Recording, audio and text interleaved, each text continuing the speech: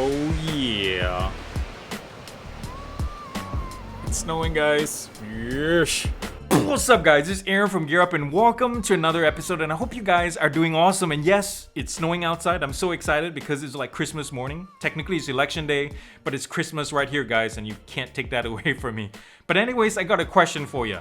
Are you looking for a pair of in-ear earbuds that's both extremely light and compact, that's comfortable, that sounds good, that's robust, and that feels and looks more expensive than it actually is? If you are, let me introduce you to this guy, the Mifo O9, the latest and newest entry into the low to mid-range sports earbud category. Now, 4 months ago, I reviewed its older brother, the Mifo O5, and came away really impressed by the sound and the size. No, not the case, this thing nearly broke my toe. Now, the Mifo O9 is coming along now to top that by introducing better features and improved specs.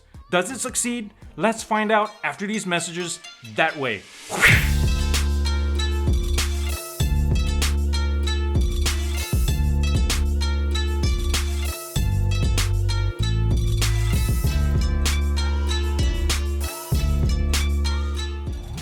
Alright guys, here is the Mifo O9, the latest from the small but growing Mifo stable. This thing retails for around $80, but I've seen it go as low as $55 on Amazon, so that's a pretty good deal. It has Bluetooth 5.0, but at Q4 of 2020, it would have been nice to see 5.1 at this point. For audio codecs, it's missing aptX, but there is SBC and AAC support, so the lack of aptX might turn some of you off. It's still strange to not have it in this day and age, so thumbs down to that part. The earbuds have a healthy IP67 water and dust resistance rating, so you can confidently use them in the shower or even through the most brutal TRX sessions without even breaking a sweat when you're doing all the sweating. It weighs 5 grams each, guys. The earbuds are so light and easy on your pocket, and this case is also light at 40 grams. That's really impressive. Battery life, 7 hours from the earbuds, and the case adds another 21 hours on top of that. That's from the factory. In real life, I also got really close times to that as well. The earbuds now utilize touch controls as opposed to the Mifo O5 from the past that had touch buttons. And yes, there's independent mode, so you can use each earbuds independently of each other. There's no active noise cancellation in case you're wondering, but there is transparency mode. Now, in the box, you expect to find your traditional accessories, and really you do, like documentation and charging cable and such. But it has your usual Mifo twist, like the generous 5 different ear tip sizes that they include, and a flat and rubberized USB-C charging cable that really looks more expensive than it needs to be. And this one is new to me, guys, a lanyard. Yes, this lanyard goes around the case right here, so you can carry this around. It's a great idea, although the included strap is a little bit too narrow for the wrist. But I think you're relegating this to clipping this to your backpack and belt or something like that. The strap even looks high quality with this. It's wrapped in pleather. I'm not sure if you can see this right there. And it has contrasting yellow stitching. Nice. Alright guys, so here is the battery/storage case. And by the way, I'm going to be switching the audio between my usual Zoom and this new mic I'm testing, the Comica STM Condenser Mic, just for a bit. How does it sound? It's pretty good, right? It almost sounds like my Blue Yeti. It's close, but not quite as much bass. It's not half bad, actually. Anyways, that's just an experiment. I'm going to switch back to the Zoom now. So here's the battery case, and the build quality, guys, I have to say this thing is really spot on and amazing. It's rubberized PU all around. It offers just the right amount of grip while not being overly rubbery. Now, the build quality, this thing is more expensive than it needs to be, especially for the price range. This is really impressive, guys, what Mifo has done. Even the lanyard loop right here is metallic, and the seams are all nice and tight. There's not even a squeak when I squeeze it. And it's really nice and small. It's shaped like a, I don't know, like a breath mint case, right? Anyways, this thing, looking around this, at the back you have USB-C charging right here and the charging light. And we also have wireless charging down below. And again, we saw this earlier is the lanyard loop. Over the front, you're greeted by this prominent slogan saying, "Make it fully optimal." Alrighty then, and it points straight to the lanyard loop. I'm not sure why, because this is one thing I want to point out. It's an ergonomic faux pas because this is where you open the lid, guys. This little tiny arrow indicates it, and it's matched by this little finger notch right there, which is too small for my liking too. This being so prominent, when I reach for this in at the corner of my eye, I just want to go there to pop it open. So anyways, if they had switched these markings around, it would have been so much easier. But anyways, let's look inside. The molding is spot on, matte plastics, really well put together. The lid is also magnetically sealed, really nice. The cavity is shallow as well, easy to clean. 2 magnet contacts there and 1 charging contact right there. And behind this mesh that looks like a speaker is 3 LED lights that indicate the battery level for the case. Now, Mifo has this thing for articulating hinges that look like links on a watch's metal wristband. It looks really nice, but it serves no practical purpose to me because look at this. It flops around like a dying fish. But anyways, that aside too, I'm going to pop the other earbud back in. We're going to do the shake test. I'm going to hold the lid open because obviously it's not going to stay open. And the magnets are nice and strong, so if you drop this on the floor, the earbuds are not going to go flying everywhere, which is really nice. Alright, let's take a closer look at the earbuds themselves, guys. And yes, this thing is that small. It's not that my hands are big, it's just how small these guys are designed. Like the O5 before this, it's very similar in shape. They both have brushed aluminum caps at the top and they're kind of like shaped like bicycle seats. But the way this thing is designed, it's supposed to sit in your intertragic notch of your earlobe. So it locks right in place and it doesn't ever move, and it's really well hidden. I really like the design. This is one of my favorites outside of the Samsung Buds Live that one was also really flush. But this is a more traditional in-ear earbud, as you can see. But for that, even this is really small and light as well. Now, in terms of controls, it's a touch control surface right there. There's only double tap as well as hold. The double tap handles play, pause, as well as during phone calls, it handles call, accept, and reject. And if you hold it down, it turns on ambient mode as well. Now, there are supposedly two mics, according to my contact at Mifo. They said there's two mics handling phone calls. I see one down here, but I don't see the other one. It's possible that it's hidden in the LED light right there, but they say it's two. But we'll see during the mic test later on. Now, doing all the grunt work in here is a 6mm driver that channels sound through the sound port that's protected by a mesh grill. When you compare this to the O5s that had an amateur driver, these guys, they change it up to a dynamic driver, and we're going to talk about how the sound quality changes and what I think about it later in the show. Now, let's pop the ear tips off, and we can see the grill again right there. I'm not a fan of these ear tips, and I think this is where they cheap out because this is fully silicone, as there's no harder or stiffer plastic in the middle for you to easily slot it back on. I have a hard time with this, and I'm not even going to bother doing this on screen. A couple of things that are lacking is venting ports as well as a proximity sensor. So guys, if you haven't heard already, I am trying to get to 5,000 subs, and only you can get me there. If you haven't already, then please consider subscribing down below and turning on the bell notification icon. So thank you in advance for your help, and get me to 5,000. Back to the program.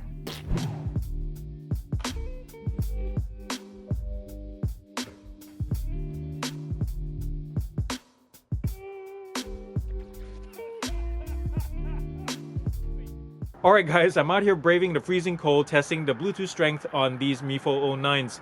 And for that, I have Van Morrison's Into the Mystic playing on Deezer in high def. This is an awesome song, guys. Listen to it if you can. And anyways, I'm going to put the phone at the end of my deck right here, and we're going to keep walking and see when these guys start cutting out. By the way, the Mifo O9s have Bluetooth 5.0, so theoretically it should last around 30 to 33 feet before we start hearing some cutouts. My phone is at the end of my deck there, and where I'm standing right now, it's around 25 feet. We're going to keep walking around past line of sight a little bit, and we'll start hearing cutouts right about now. So this is pretty expected. I'm going to keep going until it completely goes dead. How are you guys doing? And right here, around 38, 39 feet, as expected, we get a complete cutoff. And I'm going to keep walking to see when it connects, reconnects, and if it starts playing. And also, by the way, you can see how flush these guys, yes, it started playing and reconnected itself. So that was nice. There's no reconnection tone, but at least it reconnected and just continued playing the media. The earbuds fit really flush in the ears, as you can see. It's really nice. That's why I really enjoy Mifo products. They know how to design it. And as you can see right here, it locks right into the intertragic notch. And it's really nice and solid and stays in place. Alright, now we're going to be testing the microphones on these O9s to see how well they do during Bluetooth phone calls. There's traffic passing by. I want to test noise suppression as well as just general voice quality. And you can hear it in the samples. I'm going to switch between the G85 camera and the earbuds, and you can hear for yourself how well these guys do, or not actually. So here comes another car, maybe more traffic coming by. But I tested this earlier and I was pretty impressed. I would say this thing ranks in the mid-range among all the earbuds I've tested. And even though this doesn't say they have CVC or anything like that, it suppresses noise really well. So I recommend this for just quiet environments, Zoom calls. They're perfect, and even mid-range noise levels on if you're running or jogging on a semi-busy street like this. Noise suppression is good and voice quality is also very good. So I wouldn't mind recommending these at all. I'm very impressed The O5s, the Mifo O5s I tested before, not that hot, but the O9s have come a long way. So I think it is true. The Mifo representative might be right that there is two mics, even though I just found, as we saw in the close-ups, only one mic port. There might be a second one hidden somewhere, and that might have helped or helps with the phone call quality. Here comes another car, and let's see one more time how this thing sounds like. How's that? That's a tiny little Prius. Anyways, here comes another one. A little Acura RL right here, or RX, something. Yes. Not bad, right? So I wouldn't mind recommending this. Good job, Mifo, on your mic, algorithm right here. Nice job. Alright guys, now let's look at some of the good and not so good things that I found during my time with the O9. And my first positive is the design. This thing in of itself is just downright sublime and amazing how they managed to package something so small with high quality materials or seemingly high quality materials into a package that doesn't really sacrifice a lot of functionality at this price point. It's just downright amazing, and Mifo has always done this. So I'm also impressed with Mifo's own design philosophy in general, because all their Mifo products always bring something different to the game. Some are successful, some are not, but at least they try. With the Mifo O5, for example, they had their case that doubles as a power bank, which is pretty darn amazing. And so, yeah, I really am impressed with Mifo, and I hope they continue this little niche that they do with design and quality at this price. It's pretty darn impressive. The other thing that I really enjoy is the sound quality, guys. This thing produces full sound with none of that over-the-top bass, with enough details for most listeners. Sure, if you're an audiophile, you probably find a lot of problems with the sound profile, but overall, this thing produces really good sound. Now, in terms of clarity and brightness, while it's really good, I think it's a little bit behind the Soundcore Liberty Air 2s and the Dot 2s, which are similarly priced. And plus, with the Liberty Air 2s, you can customize the heck out of the sound in their app, which the Mifo you can't. And just like the O5 before it, the O9 continues the tradition of being comfortable and portable. In terms of comfort, this thing, I can wear this for hours on end. I know I say this for a lot of earbuds, the small ones, but these guys, I can wear this for hours and hours and not have any kind of sore points, because it sits so comfortably in my ear and just locks right in there. And speaking of locking, when you're physically active, this thing just stays in place. In terms of portability, this thing actually trumps the O5, obviously. Even though the O5 was portable, this thing trumps it because obviously the case is much smaller. In the O5, as you remember, the case almost shattered every bone in my foot. Alright, now we've come to my favorite part, which is the negatives. And the first thing on the chopping block is touch controls. That's really no surprise, because if you've been following my channel, you know how much I hate them. The first problem I have with it is just I don't like the idea of hammering something deeper into my ear canal. And secondly is the response time. It's much slower than the rest of the competition. It takes a little bit over half a second from the time I press a button to my phone reacting. So that's really not acceptable. Another negative is the lack of venting ports on the earbuds, and this directly affects sound quality. So as we all know, venting ports is really a pressure relief valve, so to speak, for pressure buildup of sound in the earbud for it to go somewhere. Without venting ports, it affects bass control because everything just reverberates in there, and also it affects staging. So these earbuds could have done a whole lot better with venting ports, because it would have helped with the staging width as well as better bass control overall. Another thing that I would have liked to see would have been some level of customization, both in terms of control and sound, because as it is right now, it's just too limited. So I understand, because Mifo is on a budget, and believe it or not, Soundcore used to do this. Their earlier products didn't have any apps, but this is 2020 or 2021 soon. Mifo, you gotta start thinking about developing an app, because we as users like a little bit more power, a little bit more customization. So here we are finally at the end, guys, and I'm ready to score this thing. I give the Mifo O9 a GearUP score of 7 out of 10. That's not bad. But I think these are a great pair of earbuds if you're looking for something compact and comfortable and stylish, because the design is really awesome, and something with high water resistance that sounds good, long battery life, and if you just want to support an Underdog brand. But that being said, you might want to look somewhere else if you're looking for noise cancellation, or if you need more customization, or really just customization period, or if you're just unsure about buying from a brand, relatively unknown brand like this one. But to that, I want to say, just like Tautronics and Soundcore before them, Mifo occupies a niche that's unique to them. So look out for them, keep an eye on them, because in the future you're going to see more of them. Mark my words. Well, there you have it, guys. Thank you so much for watching this episode. Y'all are just the best audience ever. Period. And also thanks to Mifo for dropping this off at my doorstep. You didn't have to, but you did, so that was really nice. And also, if you haven't already, please consider subscribing to this channel. Yes, mash and kill this button down below here to show your support. And also, you can visit my Patreon page down here where you can buy me a cup of coffee or tea or something like that, or just send me a tip. And remember, thumbs up if you like this video too. Yes, that's very important. And comment nicely down below. And thumbs down. Thumbs down, and this is a sad one, to Sean Connery passing.